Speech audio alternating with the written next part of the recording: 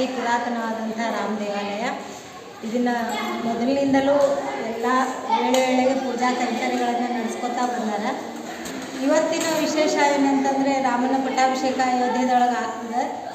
ಅದರ ಅಂಗವಾಗಿ ಎಲ್ಲರಿಗೂ ಹೋಗ್ಲಿಕ್ಕಂತೂ ಸಾಧ್ಯ ಇಲ್ಲ. ಆದರೆ ಅದೇ ರಾಮದೇವ್ರನ್ನ ನಾವು ಇಲ್ಲಿ ಅದೇ ವೇಳೆಗೆ ನಾವು ಕಾಣ್ಲಿಕ್ಕತ್ತೀವಿ ಅನ್ನೋದು ಎಲ್ಲ ಸವಣೂರಿನ ಜನರಿಗೆ ಬಹಳ ಖುಷಿ ಇದೆ.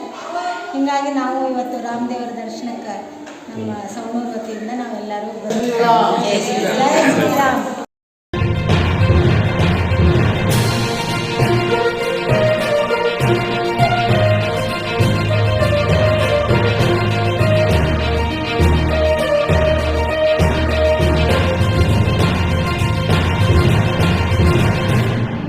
ನಮ್ಮ ಚಾನೆಲ್ಗೆ ಸಬ್ಸ್ಕ್ರೈಬ್ ಆಗಿಲ್ಲ ಅಂದ್ರೆ ಇಲ್ಲಿರುವ ಸಬ್ಸ್ಕ್ರೈಬ್ ಬಟನ್ ಅನ್ನು ಪ್ರೆಸ್ ಮಾಡಿ ಹೆಚ್ಚಿನ ಅಪ್ಡೇಟ್ಸ್ ಪಡೆಯೋದಕ್ಕೆ.